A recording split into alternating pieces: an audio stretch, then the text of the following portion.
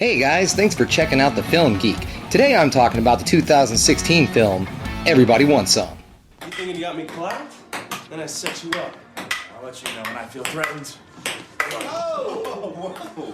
You feeling threatened yet? All right, smartass.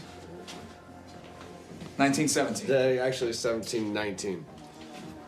Thank you, Nesbit. 1719. Is that better? No, I'm scared now, but yeah, you can... Can we fucking play now? Everybody Wants Some is directed by Richard Linklater, and it's the story of a college baseball team and the shenanigans they get into 3 days before classes are going to start.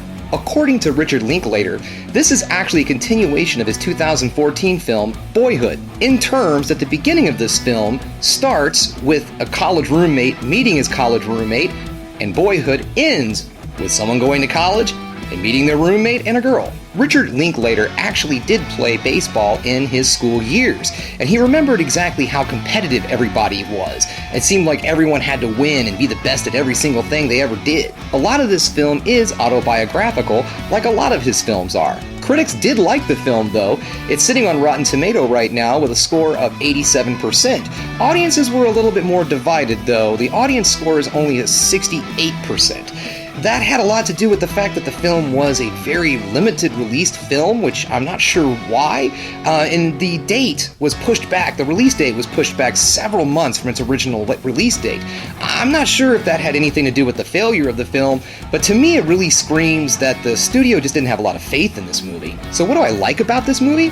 Okay, now even though the movie was released in 2016, it feels like a movie from the 80s. I mean, if you gave this a little bit of a graininess to it, made it look like it maybe was on a VHS, you would swear to God this movie was made in 1980. It's great. I love the vibe, the feel.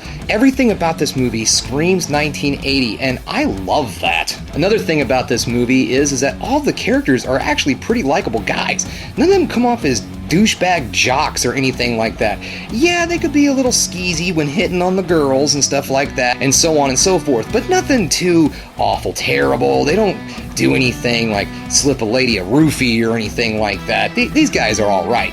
So that's one thing I did like about this film is that, yeah, they're college-age guys doing college-age guy stuff, but they're not bad dudes. And of course, you can't have a great 80s film without some great 80s music, and this movie delivers. You have songs from bands like Blondie, The Knack, and even little Pat Benatar, and of course Van Halen. I mean, the movie is called Everybody Wants Some, and the song plays at the very beginning of the movie. Okay guys, if you're interested in watching this right now, you can find it for rent out there. It's on your normal rental streaming sites, Google, YouTube, Vudu, the usual suspects. I highly recommend it. This is a great watch. If you haven't seen it, check it out. If you're a fan of Dazed and Confused, just think of this as a sequel. It kind of feels like a sequel, even though none of the characters in this movie are characters from Dazed and Confused. You kind of get a vibe like they easily could be, so it's really cool. Like I said, this movie's a lot of fun. It's a great watch if you were a kid of the 80s. If you're just intrigued by the 80s, this movie is definitely for you. Alright guys, that brings us to the end of another Film Geek video. Thanks again for checking things out. If you liked what you saw here today, please hit a like on the video, subscribe to the channel, and of course, ring that bell for notifications so you know when I put up another one of these fantabulous videos. And always, as I say, keep watching movies. You know I'm gonna.